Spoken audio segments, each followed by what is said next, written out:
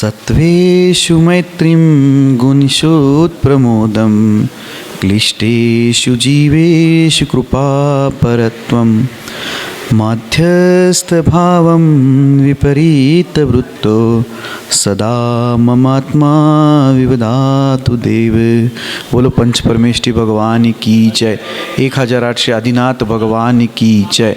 अंतिम तीर्थेश भगवान महावीर स्वामी की जय। आचार्य भगवान गुरुवर श्री विशुद्ध सागर जी महाराज की जय। मुनि श्री सुप्रभ सागर जी महाराज की जय। मुनि श्री प्रणत सागर जी महाराज की जय। जय जन बंधुओं, समीचीन विकल्पों का सम्यक समाधान इस कार्यक्रम में मैं आप सभी का स्वागत करता हूँ।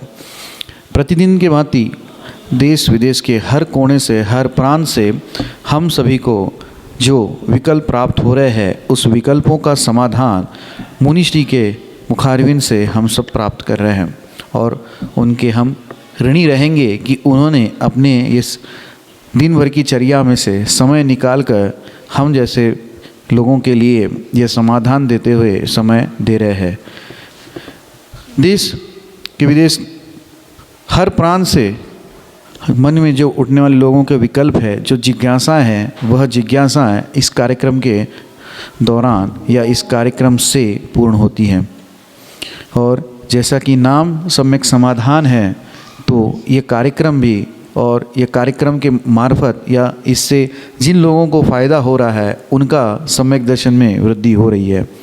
मुनिश्री ऐसे ऐसे जवाब देते हैं कि एक सवाल हो सकता है, लेकिन उसके जितने उप सवाल है, उतने जितने सवाल उससे जुड़े हुए हैं, उन सवालों के भी सहजता से उस जवाब में जवाब मिल जाते हैं। चलते हैं उस बेला की ओर। आप लोगों के बीच ज़्यादा समय नहीं लेते हुए मुनिश्री के चरणों में बारंबार नमोस्तु करते हैं। हे स्वामी नमोस्तु नमोस्तु नमोस्तु। मैं मुनिश्री प्रणत सागर जी महाराज से यह विनय करता हूँ कि हे स्वामी, आज के कार्यक्रम को गति प्रदान करते हुए संचालित करें। नमोस्तु नमोस्तु नमोस्तु महाराज। ओम नमः सिद्धेभ्य। पंच परमेष्ठी भगवान की परम पूज्य आचार्य भगवंत गुरुवर विशुद्ध सागर जी मुनि महाराज की, परम पूज्य मुनि श्री सुप्रभ सागर जी महाराज की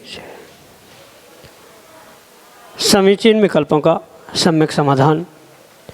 सम्यक ज्ञान की वह अनूठी विधा जिसके माध्यम से हम सभी उन अनेकानेक समीचीन विकल्पों का सम्यक समाधान प्राप्त करके अपने मन को निर्विकल्पता की ओर ले जा रहे हैं, क्योंकि निर्विकल्पता ही सच्चे सुख का कारण है।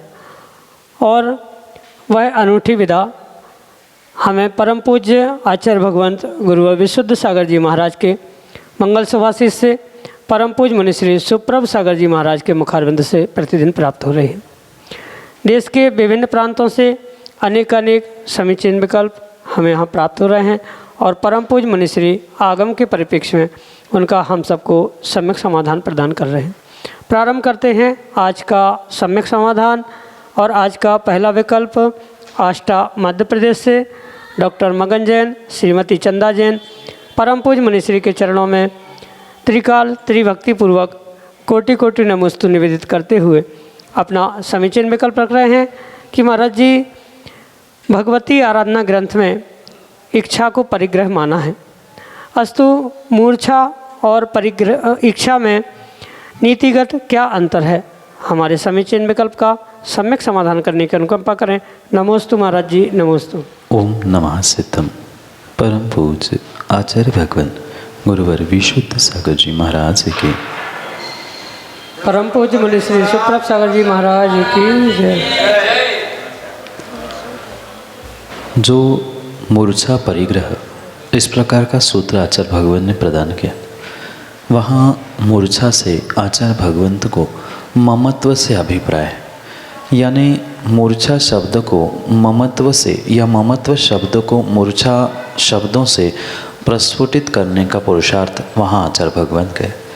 जहाँ भी किसी भी प्रकार का ममत्व है, वह ममत्व परिग्रह के रूप में है। भले ही परिग्रह के कारण निमित्त भिन्न हो, पर जो भीतर उस परिग्रह के निमित्त से जो भीतर का ममत्व भाव था, उस ममत्व भाव के निमित्त से ही वह आचार्य भगवान ने उसे परिग्रह कहा। और भगवती आराधना में शिवकोटि स्वामी ने भी जो इच्छा को परिग्रह कहा है, वहाँ भी इसी प्रकार से अभिप्राय को समझने की आवश्यकता है कि इच्छा ममत्व के अभाव में नहीं होती और ममत्व इच्छा के अभाव में नहीं होता। दोनों कथनचित एक दूसरे के लिए पूरक होने से दोनों को समानार्थी शब्दों का द्योतक मानते हुए भगवती आराधनाकार शिवकोटि स्वामी ने वहाँ इच्छा को भी परिग्रह ऐसा कहने में किंचित भी विकल्प नहीं किया, क्योंकि जहाँ मूर्छा है यानी ममत्व है, वहीं पर उस वस्तु को प्राप्त करने की इच्छा है। रास्ते में रोड पे बहुत सारी ऐसी सामग्री पड़ी होती है, पर जिससे हमारा ममत्व नहीं होता उसके प्रति हमारी इच्छा भी नहीं होती। साथ साथ जिसके प्रति हमारी इच्छा नहीं है उसके प्रति हमारा सहज ही ममत्व भाव नहीं होता। इसलिए वे दोनों एक दूसरे के पूरक होने से इच्छा और मूर्छा यानी ममत्व एक दूसरे के साथ साथ रहने के कारण से भगवती आराधनाकार ने उन दोनों को एक साथ ग्रहण किया। वैसे देखा जाए तो नीतिक कोई उसमें विशेष अंतर नहीं है। शब्द के निमित्त से, संज्ञा, लक्षण, प्रयोजन आदि के निमित्त से कथनचित उसमें दोनों में भेद हो सकता है, पर इच्छा पूर्वक ही ममत्व होगा और ममत्व पूर्वक ही इच्छा होगी। इसलिए उसमें हम बहुत बड़ा विरोधाभास या बहुत बड़ा विरोध नहीं द्योतित कर सकते। इस कारण से वास्तविकता में शब्दशः तो अर्थ है इच्छा और मूर्छा में, पर वैसे उसके अभिप्राय को और परिग्रह से उन दोनों को जोड़ेंगे तो वहाँ कोई विशेष अंतर नहीं किया जा सकता। सामान्य रूप से इच्छा होना ये परिपूर्ण रूप से मोहनी कर्म के निमित्त से ही होती है और मोहनी कर्म के निमित्त से ही ममत्व होता है। इसलिए शब्दों में मात्र अंतर है, आचार्यों के अभिप्रायों में अंतर है, पर वास्तविकता में देखा जाए तो दोनों एक समान ही है। इसलिए कथनचित अंतर भी है और कथनचित नहीं है, यही आपके लिए सम्यक समाधान। राखी पाटनी टोंक राजस्थान से परम पूज्य मुनिश्री के चरणों में बारंबार नमोस्तु निवेदित करते हुए अपना समीचीन विकल्प रख रहे हैं कि महाराज जी, क्या हम चावल के साथ पाटे पर पैसे चढ़ा सकते हैं या केवल दान पेटी में ही डालना चाहिए? हमारे समीचीन विकल्प का सम्यक समाधान करने की अनुकंपा करें। नमोस्तु महाराज जी, नमोस्तु। माँ, द्रव्य के टेबल पर, चौकी आदि पर द्रव्य ही चढ़ाना ऐसा कोई नियामक नहीं है। वहाँ हम द्रव्य के साथ साथ यानी अष्टद्रव्य के साथ साथ पैसे आदि भी चढ़ा सकते, पर सामान्य रूप से ये देखने में आता है कि जो द्रव्य होती है वह द्रव्य माली के हिस्से की होती है और ये उसकी व्यवस्था मंदिर के माली आदि देखते, और जो हम पैसे आदि डालते हैं या मंदिर में रखते हैं, गुल्लक में डालते हैं, वे एक मंदिर की व्यवस्था के लिए दान स्वरूप कहे जाते। जो द्रव्य होता है वह भले ही दान के कोटि में आता है, पर वह चढ़ाने के बाद हमारे लिए निर्माल्य हो गया, वह माली के सुपुर्द किया जाता है, माली को दिया जाए। पर जो पैसे, धन, रुपए आदि होते हैं उसका प्रयोग मंदिर की व्यवस्था, मंदिर का जीर्णोद्धार, पूजा आदि आदि के निमित्त से किया जाता है। और इस कारण से वह जो टेबल पे रखे हुए पैसे किसने उठा लिए, आपने रखे हुए पैसे देखकर किसी और का मन ललचा गया और उसे किसी दूसरे श्रावक ने ही उठा लिया, क्योंकि मंदिर में नाना प्रकार के जीव आते हैं और हो ना हो कोई अगर उसमें किसी के भाव बिगड़ गए और किसी ने वो उठा लिए तो वह चोरी भी चले गए। आपका जो कार्य था यानी मंदिर के लिए जो आपने दान देने की भावना भाई थी वो भी आपकी पूर्ण नहीं होगी, उस पैसे को दूसरा भी ले गया। ये भी हो सकता है कि वह आपने द्रव्य के साथ जो पैसे रखे थे, कागज़ की नोट रखी थी, बहुत तेज़ हवा आई या पंखे आदि के द्वारा वो उड़ के कहीं किसी के पैरों में गिर गई। अनेक प्रकार के विकल्प हो सकते हैं। इसलिए कायदे से उसे गुल्लक या दान पेटी आदि में ही ही उन पैसों को डालना चाहिए। वैसे टेबल पाटे आदि पे चढ़ाने में दोष किंचित भी नहीं है, पर दोष ना होने पर भी एक श्रावक का कार्य विवेकपूर्वक होने के निमित्त से विवेकपूर्वक उसका विनिमय हो, इस कारण से जो द्रव्य टेबल पाटे चौकी आदि पे चढ़ाई जाती है वह वहाँ चढ़ाई जाए, और जो पैसे आदि है उस पैसे आदियों को गुल्लक में या दान पेटी में डालने से ही उसकी योग्य विनिमय होगा, योग्य तरीके से उसका कार्य निष्पन्न हो पाएगा। इसलिए उत्कृष्ट कार्य तो यही है कि आप अगर उसको गुल्लक में डाल देंगे, दान पेटी में डालेंगे तो श्रेष्ठ कार्य है, पर क्वचित कदाचित दान पेटी नहीं मिली और आपको वह पैसे मंदिर में रखने ही हैं तो आप टेबल पे भी रख दो, तो कायदे से उसका कोई दोष नहीं है, उसका कोई पाप भी नहीं माना जाएगा, पर एक व्यवस्था के रूप में ये व्यवस्था बनाई गई है और इस व्यवस्था का पालन करने से ही मंदिर की भी और स्वयं की दोनों की व्यवस्था व्यवस्थित हो सकती है। यही आपके लिए सम्यक समाधान। श्री अंश जैन LIC विशुद्ध विला सागर मध्य प्रदेश से परम पूज्य मुनिश्री के चरणों में सपरिवार कोटि कोटि नमोस्तु निवेदित करते हुए अपना समीचीन विकल्प रख रहे हैं कि महाराज जी, श्री समोसरण मंदिर में आगम के अनुरूप 2 खंड वाली वेदी होना चाहिए या समतल होना चाहिए, एवं समोसरण मंदिर के चारों ओर 24 विराजमान कराना सही है या नहीं। हमारे समीचीन विकल्प का सम्यक समाधान करने की अनुकंपा करें। नमोस्तु महाराज जी, नमोस्तु। आगम के परिप्रेक्ष्य में समोसरण की जो व्यवस्था है वह किसी भी प्रकार से जो 7 भूमियों को कटनीबद्ध किया जाता है और फिर 8वीं भूमि जहाँ गंधकुटी में भगवान की प्रतिमा आदि विराजमान की जाती है, ऐसा वास्तव में कहीं आगम उल्लेख नहीं मिलता। जो भी अधिकांश रूप से वर्तमान में ये प्रतिकृतियाँ बनाई जा रही है, इन प्रतिकृतियों को एक मात्र वे भीतर की भूमियाँ, यानी जो 7 भूमियों के बाद 8वीं भूमि में तीर्थंकर भगवान की गंधकुटी होती है, वह सहजता से दिखाई दे कौन सी भूमि कैसी है, उसमें क्या व्यवस्था है। इसके लिए प्रतिकृति के रूप में एक से ऊपर एक कटनी रूप यानी सीढ़ी रूप उनको बनाया जाता है, पर वास्तविकता में समोसरण ऐसा नहीं होता। समोसरण जब भी होता है वह समतल भूमि में ही होता है। 7 भूमियाँ समतल होती है, 8वीं भूमि में वही होती है, और उस 8वीं भूमि के मध्य में वह गंधकुटी जो कि 3 कटनी की होती है, और उसके ऊपर फिर कमल पर वह चतुर्मुखी तीर्थंकर भगवान विराजमान होते। ये मात्र और मात्र वर्तमान में प्रतिकृति के रूप में प्रारंभ की हुई कटनियाँ, सीढ़ियाँ आदि की व्यवस्था है, पर वास्तविकता में ये पूरी भूमियाँ समतल होती है। जो साक्षात समोसरण होता है तीर्थंकर भगवान का, चाहे वह महावीर भगवान का, आदिनाथ भगवान या किसी भी तीर्थंकर भगवान का क्यों ना हो, उसका क्षेत्रफल, उसका व्यास भी योजनों में कितना ही छोटा बड़ा क्यों ना हो, पर ये परम व्यवस्था समझनी होगी कि वहाँ ऊपर नीचापन कहीं नहीं होता। सभी भूमियाँ समतल होती है, 8वीं भूमि भी समतल, और मात्र उसमें 3 कटनियों से वह गंधकुटी और गंधकुटी के ऊपर उस कमल में तीर्थंकर भगवान विराजमान होते।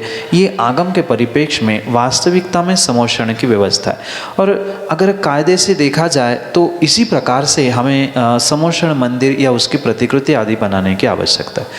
और जो 24 तीर्थंकर की या 24 ही उसके बाहर रूप में या कहीं अन्य स्थान में विराजमान करना है, तो वह कोई ज़रूरी नहीं है कि समोसरण का हिस्सा हो, समोसरण का अंग हो। जो वहाँ उस समोसरण में ही एक भूमि होती है जहाँ चैत्यालय होते हैं, चैत्य भूमि जिसे कहते हैं, वहाँ पर वह चैत्यालय होते हैं, पर वह 24 तीर्थंकरों के नहीं होते। 24 तीर्थंकरों की 24 आदि आपको विराजमान करनी है तो समोसरण के बहिरंग रूप में यानी बाहर कहीं आप विराजमान कर रहे हो, उसके चारों दिशाओं में बाहर साइड यानी समोसरण की उन 7 भूमियों को छोड़कर, तो उसमें किंचित भी दोष नहीं है। पर समोसरण में ही एक ही तीर्थंकर का समोसरण होता है, एक साथ 24 तीर्थंकरों का समोसरण नहीं बनाया जा सकता। और उन समोसरण में भी 24 ही नहीं होते, समोसरण के बाहर परिपूर्ण रूप से आप उसके चारों दिशाओं में अगर 24 विराजमान करना चाहते हो तो उसमें दोष भी नहीं है, पर करना ये कोई अनिवार्य आवश्यक भी नहीं है। समोषण तो मात्र चतुर्मुख तीर्थंकर भगवान का, और साथ साथ जो चैत्य भूमि में चैत्य आदि होते हैं, मानस्तंभ होते हैं, मानस्तंभ भगवान आदि इतने ही वहाँ बिंब होते हैं। अन्य 24 आदि का व्याख्यान उस समोषण में नहीं होता। अगर पर्याप्त जगह है तो उसके बाहर यानी समोषण की भूमि को छोड़कर अन्यत्र आप बाहर साइड से उसके चारों दिशाओं में 24 विराजमान कर रहे हो तो उसमें कोई दोष नहीं है, पर नियामक नहीं है कि करनी होगी। यही आपके लिए सम्यक समाधान। मीनेश जैन, सागर, मध्य प्रदेश से परम पूज्य मुनिश्री के चरणों में बारंबार नमोस्तु निवेदित करते हुए अपना समीचीन विकल्प रख रहे हैं कि महाराज जी, समाज में कुछ लोग ऐसे होते हैं कि अपने ही भाई बंधुओं की संपत्ति पर कब्जा कर लेते हैं और बड़े बड़े तीर्थों में बड़ा बड़ा दान दे करके समाज में सम्मान प्राप्त कर लेते हैं। ऐसे लोगों को देखकर मन में विकल्प उत्पन्न होते हैं, तो उन विकल्पों से कैसे बचें? हमारे समीचीन विकल्प का सम्यक समाधान करने की अनुकंपा करें। नमोस्तु महाराज जी, नमोस्तु। दूसरे की धरोहर को हड़प करना, चाहे वह मित्र हो, भाई बंधु हो, संबंधी हो या अन्य कोई भी हो, उसे परिपूर्ण रूप से आगम में आचार्य भगवान ने चोरी ही कही है। चोर तो फिर भी छोटे मोटे काम रात में करता है, पर जो ये साक्षात ऐसा अपने सगे संबंधियों के धन को, संपत्ति को, प्रॉपर्टी को दिन दहाड़े लूटता है, वह तो साक्षात उस डाकू के भांति ही है। और ऐसे धन को प्राप्त करके जो दान देके अपने आप को बहुत बड़ा धर्मात्मा प्रदर्शित करना चाहता है, ज़रूरी नहीं है कि वह धर्मात्मा हो, क्योंकि वह मात्र और मात्र दिखावे के लिए दान कर रहा है। अगर वास्तविकता को देखा जाए तो आगम के परिप्रेक्ष्य में ये बात समझनी होगी कि जो ये आगम की व्यवस्था दान देने की कही है, वह दान तभी होता है जो स्वयं के द्रव्य से दिया जाता है। जहाँ आचार्य भगवान कहते हैं कि स्वस्याति सर्गो दानम, अपने और दूसरों के उपकार के लिए दी गई स्वयं की वस्तु ही दान है। हमने पहले ही दूसरों से जो चोरी में प्रयोग की हुई या चोरी की गई सामग्री का स्वयं प्रयोग के साथ साथ उसे ही दान दे रहे हैं, तो वह वास्तव में आगम के परिप्रेक्ष्य में दान है ही नहीं है।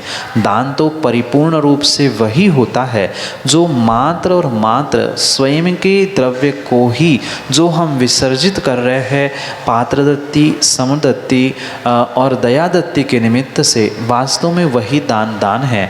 अन्य मात्र पैसों को दे देना, कहीं बड़ी बड़ी बोलियां ले लेना, इसका किसी भी प्रकार से दान के श्रेणी में वह नहीं आता है।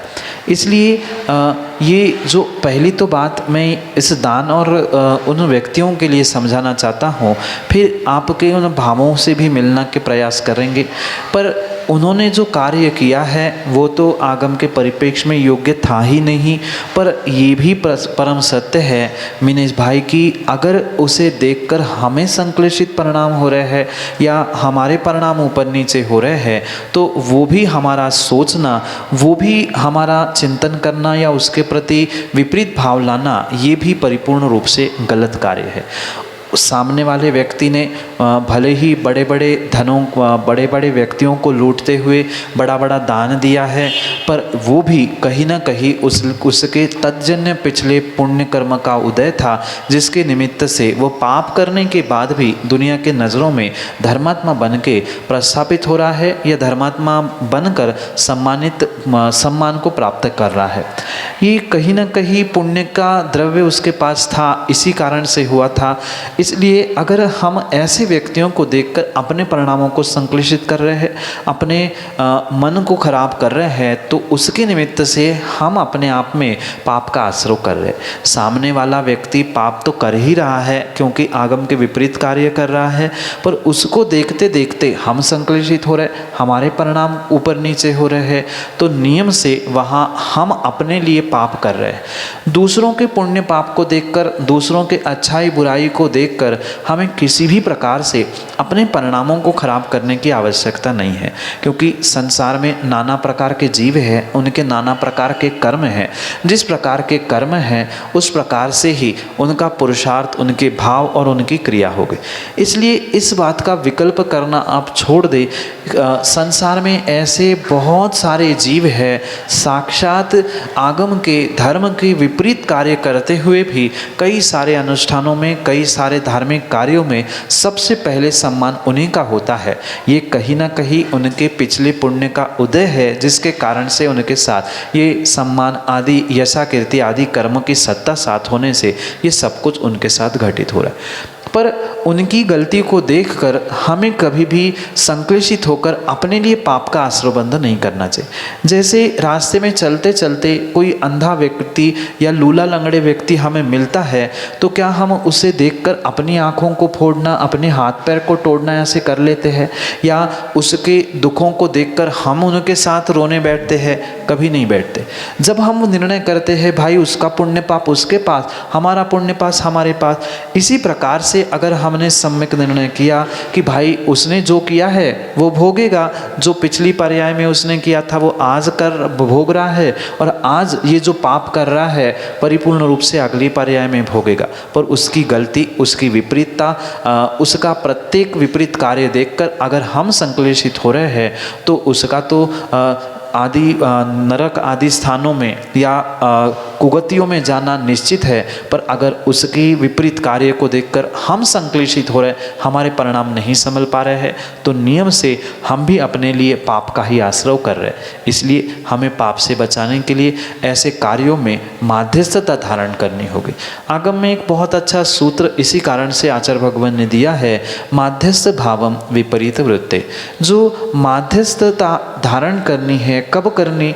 जब हमें पता है सामने वाला व्यक्ति विपरीत कार्य कर रहा है, हमसे विपरीत कर रहा है, हमारे परिवार से या किसी भी व्यक्ति विशेष से या आगम से भी विपरीत कार्य कर रहा है। ऐसे समय में माध्यस्थ हो जाना, तटस्थ हो जाना, ठीक है भाई तेरा काम तू जाने, मेरा काम मैं जान रहा हूँ, इस प्रकार से निर्णय करते हुए अगर हम माध्यस्थ हो जाएंगे, उससे संक्लिष्टता आदि से रहित होने का पुरुषार्थ करेंगे, तो नियम से कम हम तो पापों से बच ही सकते हैं। इसीलिए अपने भावों को संभालने के लिए ये निर्णय करना होगा कि हमें उसके बारे में सोचकर हम अपने पाप कर्म बांध रहे हैं, इसलिए पाप कर्म को ना बांधूं, इसलिए सम्यक निर्णय करते हुए उससे बचने का आप अवश्य ही पुरुषार्थ करें। यही आपके लिए सम्यक समाधान। अगले समीचीन विकल्प के लिए मड़ावरा उत्तर प्रदेश से हमारे सामने हैं घनश्याम दास जैन अपने समीचीन विकल्प के साथ। मेरे परिवार की उसे कोटि कोटि सा नमोस्तु नमोस्तु नमोस्तु भगवान। भगवान मेरा प्रश्न है, सच्चे श्रावक को मरने से पहले कौन कौन से धर्म कार्य कर लेना चाहिए, कृपया आप मार्गदर्शन दें। नमोस्तु भगवान। इस संसार में मनुष्य पर्याय, मनुष्य गति प्राप्त करना महादुर्लभ, और उस मनुष्य पर्याय में एक जैन कुल, श्रावक कुल में जन्म लेना, ये उससे भी महादुर्लभ है। और इस मनुष्य पर्याय में जैन कुल, नर भाव आदि सब कुछ दुर्लभता से प्राप्त होने पर भी जो श्रावकोचित कार्य व्यक्ति नहीं करता, उसे आने वाले समय में पुरुष और मनुष्य जैसी उत्कृष्ट पर्याय प्राप्त नहीं होती। ऐसे अनेक कार्य आचार्य भगवंतों ने बताए हैं जो एक श्रावक और उत्कृष्ट श्रावक को धारण करने की आवश्यकता है। जैसे कि सामान्य रूप से अगर हम समझें तो ऐसा कहा जाता है कि अगर जीवन में हम जैन कुल में जन्मे हैं तो कम से कम एक बार अपने स्वयं के द्रव्य से सिद्ध चक्र विधान करना, साथ साथ स्वयं के ही द्रव्य से भले ही जितनी जैसी शक्ति हो उतनी शक्ति के अनुसार एक जिन बिंब यानी जिनेंद्र भगवान की प्रतिमा और शक्ति हो तो उन्हीं के लिए एक जिन मंदिर आदि की स्वयं के धन से, यानी किसी दूसरे के कमाए हुए धन से नहीं, अपितु स्वयं के ही कमाए हुए धन से, द्रव्य से वे जिनेंद्र भगवान की प्रतिमा, मंदिर, साथ साथ सिद्ध चक्र विधान, और इसके साथ साथ आचार्य भगवान ये भी कहते हैं कि मनुष्य पर्याय मिली है और समचिंता है, सभी योग्यता है, तो श्रावक को कम से कम एक बार उस सौधर्म इंद्र पद को अवश्य ही प्राप्त करना चाहिए। भले ही वर्तमान में विधान में, पंचकल्याणक में आदि अनेक कार्यों में जहाँ जहाँ कुछ समय के लिए वह पद दिया जाता है, क्योंकि साक्षात मनुष्य बन के सौधर्म बनना या देव पर्याय में प्राप्त करना संभव नहीं है।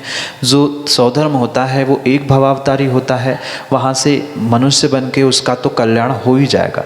पर उस सौधर्म बनने की जो प्रतिक्रिया रूप, प्रतिकृति रूप, भले ही वह 5 दिन का, 8 दिन का विधान या पंचकल्याणक आदि में सौधर्म बनना, ये एक श्रावक के उत्कृष्ट कार्य की व्याख्या आगम में ही प्राप्त हुई। साथ साथ ये भी कहा जाता है कि सौधर्म भी बन चुके और ये सब कार्य कर चुके हैं, तो पंचकल्याणक आदि कार्यों में एकाध बार हमें तीर्थंकर के माता पिता भी बनने का सौभाग्य प्राप्त करना होगा। क्योंकि ये जैसे तीर्थंकर के माता पिता है, सौधर्म आदि है, ये भी एक भावावतारी होने से तीर्थंकर भगवान के माता पिता भले एक भावावतारी नहीं हो पर मोक्षगामी अवश्य होते हैं। इसलिए भले हम साक्षात तीर्थंकर के पंचम काल में माता पिता नहीं बन पा रहे, सौधर्म नहीं बन पा रहे, भले ही 5 दिन के लिए या उस पंचकल्याणक आदि के निमित्त से बनेंगे, तो नियम से वैसे भावों के साथ हम तद्रूपता को प्राप्त करने का पुरुषार्थ कर सकते। इसलिए कम से कम ये 4 कार्य, इसके अलावा अगर हम वास्तव में श्रावक है और हम में शक्ति है, तो श्रावक बनने की जो विधि आगम में कही है, जिसको व्रती श्रावक की श्रेणी में रखा जाता है, ऐसे उन प्रतिमाओं को धारण करना, जितनी शक्ति है उतनी प्रतिमाओं को धारण करें। अधिक नहीं है तो कम से कम पहली दूसरी प्रतिमा धारण करके हम अपने आप को 5वें गुणस्थान वर्ती तो बनाए, ये पक्का निर्णय करना होगा। साथ में इतने सब कार्य करने से, क्योंकि ये सब कार्य क्रम क्रम से होंगे, सिद्ध चक्र विधान है, भगवान की प्रतिमा विराजमान करना, सौधर्म बनना, माता पिता बनना, फिर प्रतिमाधारी बनना, इसके बाद अगर हम में और शक्ति और समय हमें समझ में आता है तो हम उत्कृष्ट श्रावक बने, यानी कि शुल्क प्रतिमाधारी, 11वीं प्रतिमाधारी बनने का पुरुषार्थ करें और सतत प्रतिदिन इन भावों के साथ, इन परिणामों के साथ जीने का पुरुषार्थ करें कि जब भी इस तन से अंतिम सांस निकले मेरे हाथ में पिच्छी कमंडल हो और उस दिगंबर मुद्रा के साथ ही इस पर्याय से मेरे प्राणों का प्रयाण हो। इस भावना को अगर हम प्रतिदिन भाते रहेंगे तो नियम से अंतिम समय में वह जीव की समाधि भी हो सकती है, क्योंकि ये एकमात्र मनुष्य पर्याय ऐसी है जिसके द्वारा हम चाहे तो अपने आत्मा के कल्याण के बहुत सारे साधन और बहुत सारे सोपानों को प्राप्त कर सकते।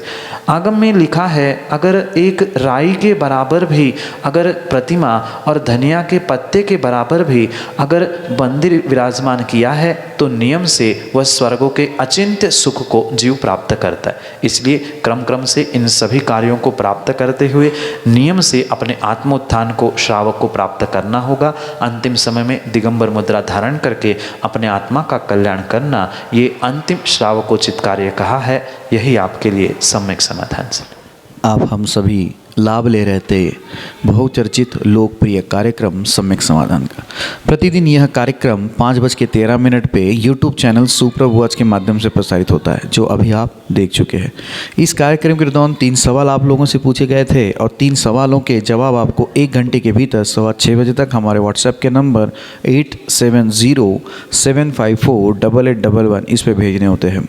और इस कार्यक्रम का, इस प्रतियोगिता का नाम सुविशुद्ध ज्ञान धारा प्रतियोगिता है और उसके विजेता शाम को 6:30 बजे आचार्य भक्ति का कार्यक्रम लाइव होता है, उसके मार्फत आपको दिखाई देते हैं, और वो भी अपने यूट्यूब चैनल सुप्रभुवाच के माध्यम से।